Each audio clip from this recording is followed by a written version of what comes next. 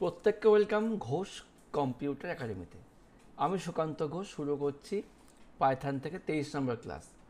আর 23 নম্বর class মানে chapter 6-এর দ্বিতীয় part. তো আমাদের চ্যাপ্টার 6-এর নামটা কি? চ্যাপ্টার 6-এর নাম হচ্ছে আমাদের ফ্লো আপ কন্ট্রোল। কি নাম? Flow up control. তো এটা সম্বন্ধে আজকে কিছু বলবো না। যারা নতুন ক্লাস দেখছো তাদেরকে অবশ্যই বলবো তোমরা আগের ক্লাসটা দেখে আসো। তো তাহলে আগের ক্লাসটা কোথায় পাবে? চ্যানেলের মেন পেজে যাও, ওখান থেকে পেয়ে যাবে আগের ক্লাস, অথবা ক্লিক করবে প্লে লিস্টের মধ্যে তোমাদের চ্যাপ্টারটা মানে ইউনিট ধরে ধরে প্লে লিস্ট দেওয়া আছে, ইউনিট 1 ইউনিট 2, বা তোমরা ভিডিওর ডিসক্রিপশন বক্সও পেয়ে যাবে। তো বিগত ক্লাসে আমরা এই চ্যাপ্টার থেকে শেষ করেছিলাম। এই আমার চ্যাপ্টারের নাম ইন্ডেন্টেশনের সূচনা বা ভূমিকা, ইন্ডেন্টেশনটা কী করে ব্যবহার করব, ক্রমিক নিয়ন্ত্রণ প্রবাহ ও শর্ত সাপেক্ষে নিয়ন্ত্রণ প্রবাহ। এই শর্ত সাপেক্ষে নিয়ন্ত্রণ প্রবাহের মধ্যে কিন্তু আমরা ইফ অবধি দেখেছিলাম, ঠিক আছে? তো এক্ষেত্রেও কিন্তু আজকে আমরা এই বিবি কুণ্ডুর বইটাই সলভ করব। তো ধন্যবাদ দুজন স্যারকে, রাজেন্দ্রগিরি এবং শুভমেগিরি স্যারকে। তো চলে আসছি আমরা বইয়ের মধ্যে। তোমরা যেই মানে ব্র্যান্ডের বই ইউজ করো না কেন, আমার হাতে কিন্তু গুহপালের বইটাও আছে, হাতে আমার প্রান্তিকের বইটাও আছে। তো বই নিয়ে কোনো ম্যাটার নয়, তোমরা সিলেবাস ভিত্তিক পড়ো। অনেকেই সিলেবাস ভিত্তিক পড়ে। তোমরা যদি সিবিএসসি আইসিএসসি কম্পেয়ার করো, সেখানেও কিন্তু প্রত্যেকে সিলেবাস ওয়াইজ পড়ে। আমাদের এখানে রায়গঞ্জে 3-4টে সিবিএসসি স্কুল আছে, কারোর বই কারোর সেম নয়। তাহলে সেক্ষেত্রে তাহলে আমি তাদেরকে কী করে পড়াচ্ছি? কনসেপ্ট থেকে পড়াচ্ছি, ঠিক আছে? সবাই এইভাবেই পড়ে। তো উঁচু ক্লাসে এইভাবেই পড়তে হবে। তো আজকে আমরা শুরু করবো হচ্ছে শর্ত সাপেক্ষে নিয়ন্ত্রণ প্রবাহ, যেটা কিন্তু আমাদের আগের ক্লাসে বলা হয়ে গেছিলো, ঠিক আছে? তো সেখান থেকে আমরা দেখে নেব। ঠিক আছে, দেখে নিচ্ছি। তো পাইথনের শর্ত সাপেক্ষে নিয়ন্ত্রণ প্রবাহ তার মানে হচ্ছে কন্ডিশনাল ফ্লো অফ কন্ট্রোল। এইটুকু পার্টটা কিন্তু আমরা লাস্টের ক্লাসে বলেছিলাম, যেটাকে আবার বলা হয় কি কন্ডিশনাল স্টেটমেন্ট বা ব্রাঞ্চিং স্টেটমেন্ট। তো এখান থেকে যদি আমরা নোটটা ফলো করি, দেখবো যে আমাদের দেওয়া আছে এখানে এই যে কন্ডিশনাল ফ্লো অফ কন্ট্রোল বা শর্ত সাপেক্ষে নিয়ন্ত্রণ প্রবাহ বলতে কী বোঝো? কী লিখিয়েছি? পাইথনের কন্ডিশনাল ফ্লো অফ কন্ট্রোল বলতে এক বা একাধিক শর্তের উপর নির্ভর করে প্রোগ্রাম সম্পাদনের অভিমুখ পরিবর্তন করাকে বোঝানো হয়। পাইথনে বিভিন্ন ধরনের কন্ডিশনাল স্টেটমেন্ট কী কী আছে?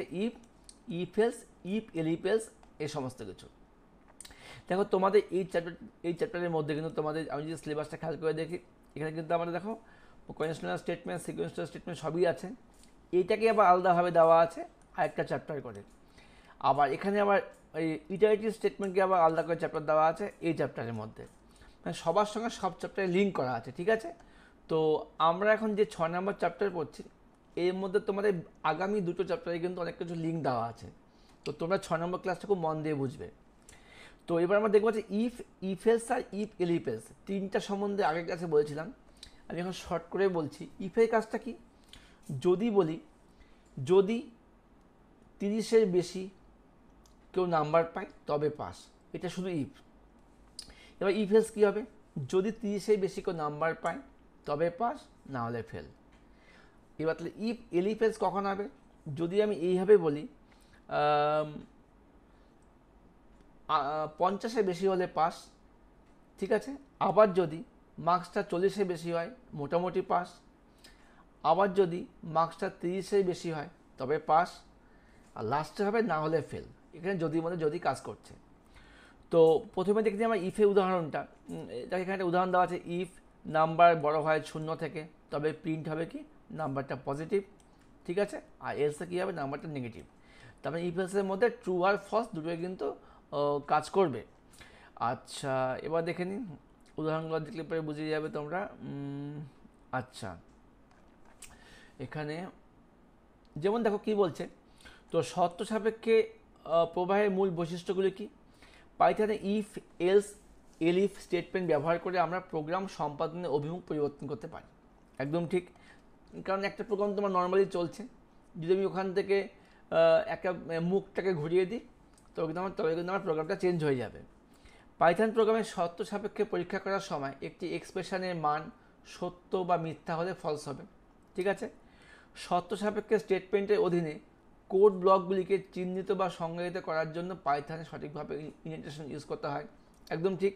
যেমন দেখো এটা ইফ স্টেটমেন্ট আছে, এর মধ্যে ইন্ডেন্টেশন দেওয়া আছে, গ্যাপ দেওয়া আছে, আবার এস এর মধ্যে গ্যাপ দেওয়া আছে, এইভাবে কিন্তু কাজটা করতে হয়। পাইথন প্রোগ্রামের logical operator and or not ব্যবহার করে একাধিক শর্ত পরীক্ষা করতে পারি আমরা। শর্ত সাপেক্ষে স্টেটমেন্টগুলি ওপর থেকে নিচ বরাবর সম্পাদিত হয়। একদম ঠিক, একদম ঠিক তাই। ঠিক আছে, তো এই ছিল আমাদের শর্ত সাপেক্ষে নিয়ন্ত্রণ প্রবাহ। এই একটা এক্সাম্পল আমরা দেখে নিই। আমরা দেখে নিলাম এক্সাম্পল, শূন্য বড় হলে কি হবে আর না হলে কি হবে। তো আমাদের কিন্তু কন্ট্রোল স্টেটমেন্ট বা ছিল আমাদের কিন্তু তিনটে, তাই না? আমরা কিন্তু আগের ক্লাসে দেখে নিয়েছিলাম আমাদের যে কন্ট্রোল স্টেটমেন্টগুলোকে আমরা তিন ভাগে ভাগ করেছিলাম। একটা ছিল কন্ডিশনাল স্টেটমেন্ট বা ব্রাঞ্চিং স্টেটমেন্ট, অপর ছিল হচ্ছে ইটারেটিভ স্টেটমেন্ট বা লুপিং স্টেটমেন্ট, আর লাস্ট ছিল হচ্ছে ট্রান্সফার স্টেটমেন্ট বা ব্রেক স্টেটমেন্ট। তো এবার দেখে নিই আমরা পরের পার্টটুকু কী আছে। প্রোগ্রামটা এখানে বোঝানো আছে, দরকার নেই। এবার দেখো এই ওপরের প্রোগ্রামটাই যদি আমরা ফ্লোচার্ট দিয়ে দেখি, ফ্লোচার্ট বলতে কি মানে যেটাকে আমরা ছবি দিয়ে বোঝানো হয়, শেপ দিয়ে। এখানে কি আছে, স্টার্ট হয়েছে প্রোগ্রামটা, ঠিক আছে, ইনপুটে পজিটিভ নাম্বার, একটা নাম্বারকে ইনপুট নেওয়া হয়েছে। এবার আমি এই সিদ্ধান্ত যে বক্সটা আছে বা ডিসিশন বক্স বা রম্বসের মধ্যে চেক করছি ইফ নাম্বারটা বড় হয়।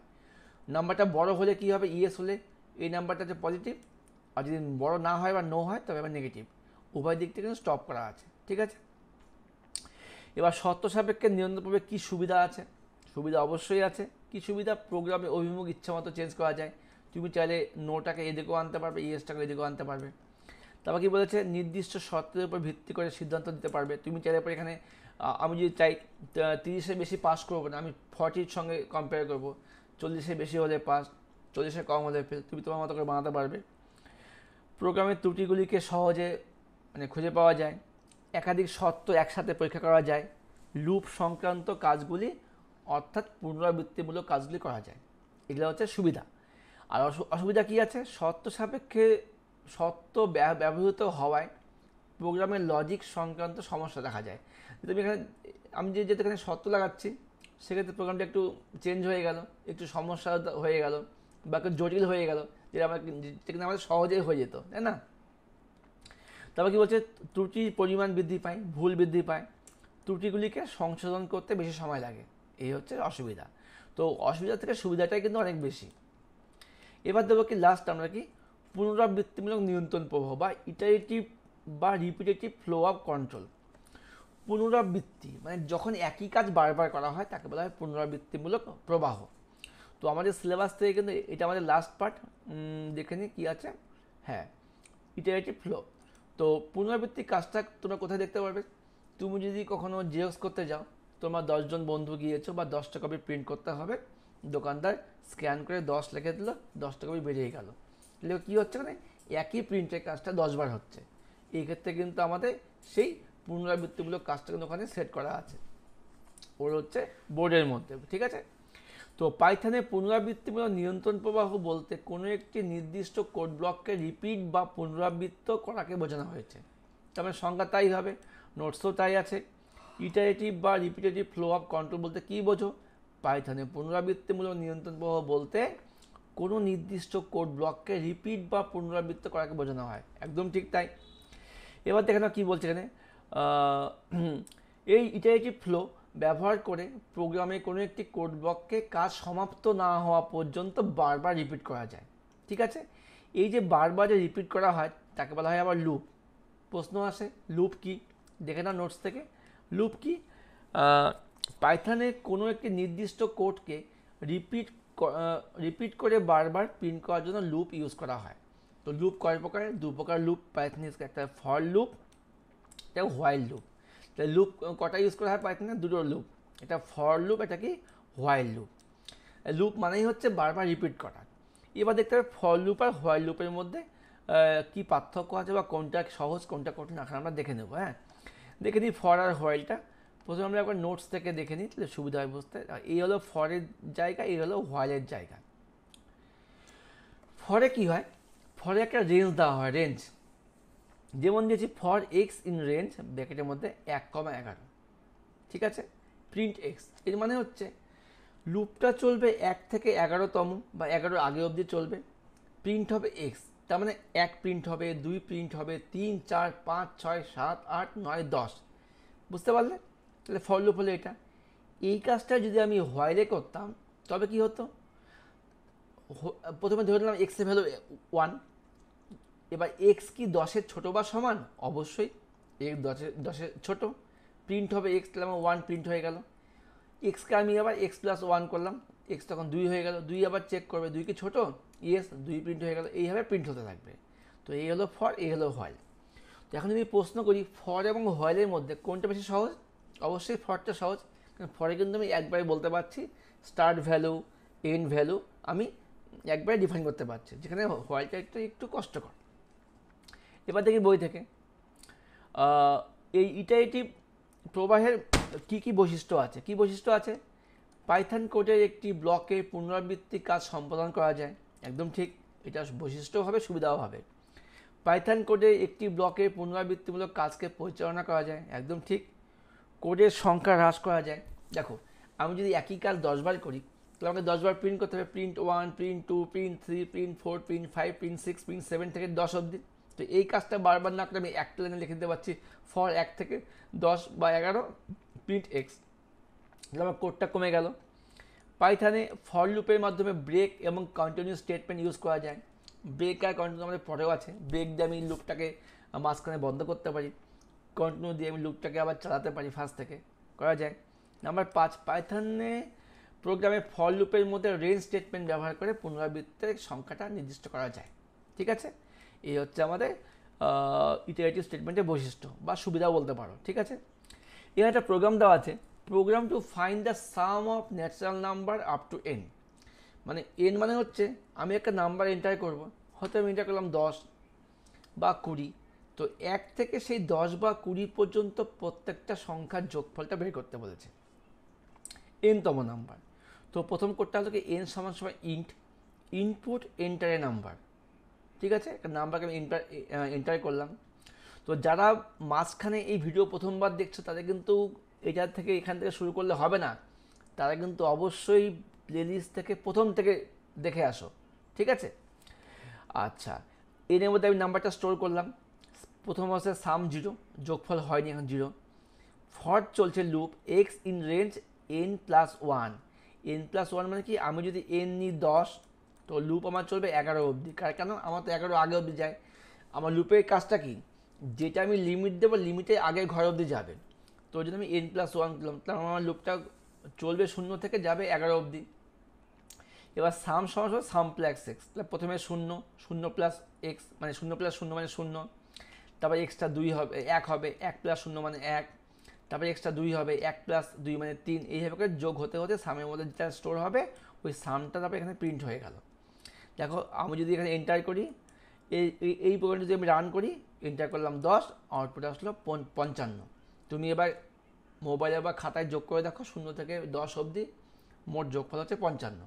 এইভাবে কিন্তু আমাদের লুপের মধ্যে কাজটা করা যায়। একই কাজ অল্প কোড লিখে কাজটা হয়ে গেল। এখানে ব্যাখ্যা দেওয়া আছে, ব্যাখ্যা আমি কিছু বলছি না, তোমরা নিজেরা একটু পড়ে বুঝে নিও। ব্যাখ্যাটা খুব সুন্দর দেওয়া আছে। এটা যদি আমি ফ্লো চার্ট দিয়ে দেখাই তো কী হচ্ছে ব্যাপারটা, স্টার্ট হলো, একটা নাম্বার ইনপুট করলাম, প্রথমে সাম 0, ফর লুপ চলছে এক্স থেকে রেঞ্জ এন প্লাস 1 অবধি। ঠিক আছে, এবার যদি আমার ট্রু হয় মানে প্রথমে এক্সটা হচ্ছে 0, তারপরে 1, তারপরে 2, তারপর 3, এইভাবে চলবে। যে আমার এন প্লাস 1 মানে 11 থেকে যদি 12 হয়ে যায়, আমার সঙ্গে সঙ্গে লুপটা বন্ধ হয়ে যাবে। ঠিক আছে, এইভাবে করে চলছে। যে আমার ইএস হলো, প্রিন্ট হলো সাম প্লাস এক্স, এইভাবে আবার চলে যাচ্ছে, এখানে এক্সট্রা 1 হলো, আবার চলে যাচ্ছে এক্সট্রা 2 হলো, এইভাবে চলতে চলতে ঠিক আছে বারবার যাচ্ছে, আর এখানে প্রিন্ট হয়ে যাচ্ছে। এইভাবে কিন্তু প্রোগ্রামটা হলো লুপ দিয়ে। ঠিক আছে, আচ্ছা, লুপ তোমাদের আসবে না, জাস্ট প্রোগ্রামটাকে বোঝার জন্য এটা দেখিয়েছে এখানে, কিছুই না। আচ্ছা, এবার চলে আসি লাস্ট পার্টের মধ্যে, ইটারেটিভ ফ্লো এর সুবিধা অসুবিধা। কী সুবিধা অসুবিধা? সুবিধা তো আমরা আগে দেখে নিলাম, কোডের সংখ্যা হ্রাস পায়, প্রোগ্রামের অভিমুখ পরিবর্তন করার ইচ্ছা মতো, প্রোগ্রামের ভুলকে সহজে শনাক্ত করা যায়, সামগ্রিকভাবে প্রোগ্রামের দক্ষতা বৃদ্ধি পায়। এদিকে কী আছে, প্রজেক্টে আনুমানিক খরচ এবং প্রজেক্ট শেষ করার তারিখ সম্পর্কে ভবিষ্যৎবাণী করা কঠিন করে তোলে, মানে কখন লুপটা শেষ হবে। এই এগুলো অতটা সমস্যা হয় না, ঠিক আছে। প্রজেক্টের খরচ ও সময়সীমা ওঠানামা করতে পারে, এটা কোনো একটা অসুবিধা আমার মনে হলো না। আমরা যা সুবিধাগুলো দেখে রাখি, আমার অন্তত অসুবিধা মনে হচ্ছে না, লুপে আমার অনেক কাজটা সহজই হয়ে যায়, ঠিক আছে। এবার লাস্ট একটা জিনিস দিয়েছে সিকোয়েন্সিয়াল ফ্লো আর কন্ডিশনাল ফ্লোর মধ্যে পার্থক্য, যেটা আমাদের চ্যাপ্টারটা ছিল হচ্ছে সিকোয়েন্সিয়াল ফ্লো আর কন্ডিশনাল ফ্লো নিয়ে, মানে ফ্লো অফ কন্ট্রোল নিয়ে। তো এবার দুটোর মধ্যে পার্থক্য কিছু দেওয়া আছে, দেখেছি পার্থক্য কী বলছেন। কোডের ওপর থেকে নিচ বরাবর লাইন সম্পাদিত হয়, সিকোয়েন্সে কী হয় পরপর সম্পাদিত হচ্ছে। আর কন্ডিশনালে কী হচ্ছে, নির্দিষ্ট শর্ত পূরণ হচ্ছে কিনা তার উপর ভিত্তি করে কাজটা হয়। কারণ ইফের শর্ত পূরণ হচ্ছে কিনা, হোয়াইলের শর্ত পূরণ হচ্ছে কিনা, এইভাবে কিন্তু আমাদের কাজটা সম্পন্ন হয়। আর এক্ষেত্রে কী হয়, স্টেটমেন্টের আউটপুট পরবর্তী লাইনে স্টেটমেন্টকে প্রভাবিত করতে পারে, ঠিক আছে। আর এক্ষেত্রে স্টেটমেন্টের আউটপুট পরবর্তী লাইনকে প্রভাবিত করতে পারে না, ঠিক আছে। তো এখানে কিন্তু আমরা চ্যাপ্টারটা শেষ করলাম। এরপরে ক্লাসে আমরা, মানে একটা ক্লাসের মধ্যে কিন্তু আমরা হচ্ছে এই দুটো চ্যাপ্টার থেকে অনুশীলনী সলভ করে দেবো। তো দেখা হচ্ছে পরবর্তী ক্লাসে। তোমাদের ভিডিও ভালো লাগলে অবশ্যই লাইক কমেন্ট করবে, চ্যানেলের পাশে থাকবে। খুব শীঘ্রই পরবর্তী ক্লাস নিয়ে আসছি। ভিডিও অল্প হলেও অনেক বোঝার জিনিস আছে, বুঝতে চাইলে অবশ্যই বুঝবে। আর অবশ্যই বই পড়ো, মন দিয়ে বই পড়ো, যার কাছে যে বই আছে সবাই সেই বইটাই পড়ো। চ্যানেলকে ফলো করো। বাই।